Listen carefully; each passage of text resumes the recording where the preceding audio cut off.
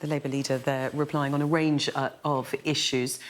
One of those was the Israel-Hamas war, which is what we're going to turn our attention to now, because in the last 24 hours, Israel's Prime Minister Benjamin Netanyahu has once again rejected a two-state solution. The US has said many times there must be a Palestinian state following the end of the conflict.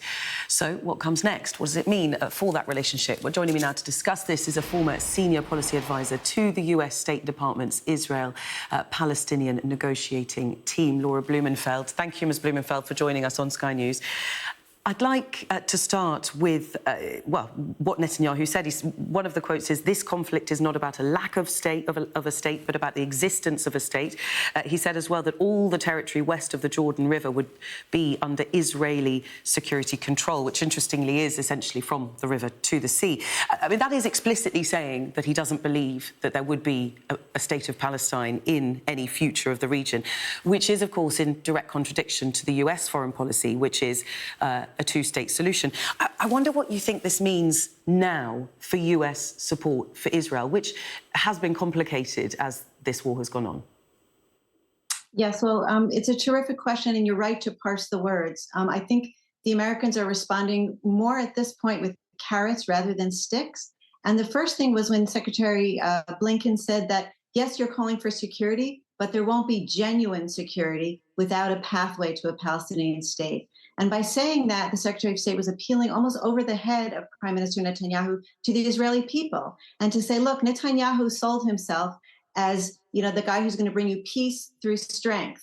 And instead, he's brought you war through weakness. So if you're looking for genuine security, not false security that Netanyahu delivered, then come our way. We recognize that it might be very hard at this point psychologically for Israelis to think about a two-state solution, but what Secretary Blinken said was a pathway toward peace, and that's an important distinction. That's very interesting. So in what you're saying there, it seems like the US is almost focused on a world beyond Netanyahu. How quickly does the US think that could come? Well, absolutely, but they haven't completely given up on Netanyahu, and another way that they're framing it is they're saying this isn't pressure, this is an opportunity, because they do know that Netanyahu's legacy, what he thought would be his political legacy, was normalization with Saudi Arabia. So they're dangling normalization, again, as a carrot, not a stick for Netanyahu, saying this is your last chance.